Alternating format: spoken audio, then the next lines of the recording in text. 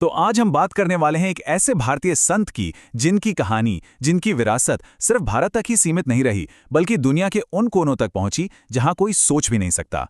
अब सोचिए जरा, एक तरफ है एक सीधे साधे भारतीय संत और दूसरी तरफ एप्पल और फेसबुक बनाने वाले लोग। भले इन दोनों में क्या कनेक्शन हो सकता है? सुनने में थोड़ा अजीब लगता है ना? पर यकीन मानिए, आज की हमारी पूरी बातचीत इसी सवाल के इर्द गिर्द घूमने वाली है। कैसे एक संत, जिन्हें लोग प्यार से महाराज जी बुलाते थे, सिलिकॉन वैली के सबसे बड़े नामों की प्रेरणा बन गए। तो बात यह है कि ये कोई इत्तेफाक नहीं था। ये तो असल में एक गहरी खोज थी, आध्यात्मिक शांति की तलाश, जो दुनिया के कुछ सबसे लॉजिकल, सबसे तेज दिमागों को खींचकर भारत के पहाड़ों तक ले आई। और इसका असर बहुत गहरा था। सोचिए, एप्पल के पीछे का जो दिमाग था, स्टीव जॉब्स, वो अपनी जिंदगी के एक बहुत मुश्किल दौर में शांति की तलाश में यहां आए थे। और बात यहीं खत्म नहीं हुई। बाद में उन्होंने खुद मार्क ज़करबर्ग को सलाह दी कि उन्हें भी इस आश्रम में जाना चाहिए। और फिर थे रामदास जैसे लेखक, जो उनके शिष्य बने और उनकी बातों को, उनकी शिक्षाओं को पूरी दुनिया में, खासकर पश्चिम में फैलाया। लेकिन ये जो ग्लोबल फेम है, ये सब तो बहुत बाद में हुआ। इससे बहुत पहले वो बस एक साधारण साधु थे, और उनकी कहानी की शुरुआत होती है एक बड़ी ही दिलचस्प, एक चमत्कारी घटना से। एक ऐसी घटना जिससे उन्हें वो नाम मिला जिससे आज हम सब उन्हें जानते हैं। तो चलिए एकदम शुरू से शुरू करते हैं। हर बड़ी कहानी की एक शुरुआत होती है ना? महाराज जी का जन्म का नाम था लक्ष्मी नारायण शर्मा, और ऐसा कहते हैं कि बचपन से ही उनका झुकाव आध्यात्म की तरफ था। इतनी कम उम्र में ही उन्होंने घर परिवार सब छोड़ दिया था, बस उस एक रास्ते की तलाश में। अब वो किस्सा सुनिए जो एक लेजेंड बन गया। हुआ यूं कि उन्हें बिना टिकट के ट्रेन से उतार दिया गया, और जैसे ही उन्हें उतारा, ट्रेन बस वहीं जम गई, आगे ही नहीं बढ़ी। सबने कोशिश की, हर तरह की टेक्निकल जांच हुई, पर कोई खराबी नहीं मिली। फिर ट्रेन में बैठे लोगों को एहसास हुआ कि कुछ तो गड़बड़ है। उन्होंने स्टाफ से कहा कि उन संत को वापस लेकर आओ, और जैसे ही उन्हें सम्मान के साथ वापस ट्रेन में बिठाया गया, इंजन फौरन स्टार्ट हो गया।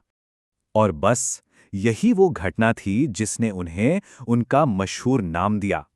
नीम करौली स्टेशन पर हुए इस चमत्कार के बाद ही लोग उन्हें नीम करौली बाबा के नाम से जानने लगे।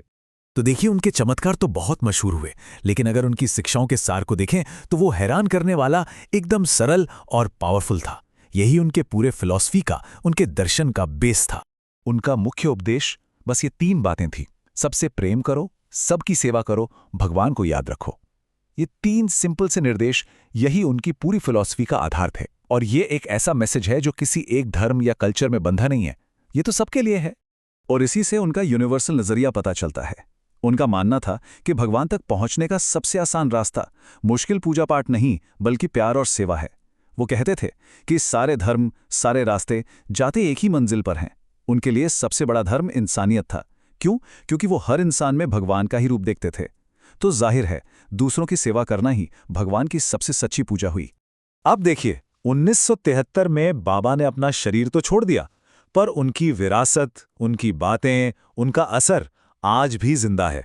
और ये जिंदा है उन जगहों के जरिए, उन आश्रमों के जरिए, जहां आज भी उनकी ऊर्जा महसूस की जा सकती है। और ये जगहें आज भी स्पिरिचुअल एनर्जी का सेंटर बनी हुई हैं। खासतौर पर कैंची धाम, वो तो जैसे दुनिया भर के लोगों के लिए एक चुंबक बन गया है। आज भी लोग वहां उसी सुकून की तलाश में जाते हैं जिसकी तलाश में कई दशक पहले स्टीव जॉब्स वहां पहुंचे थे।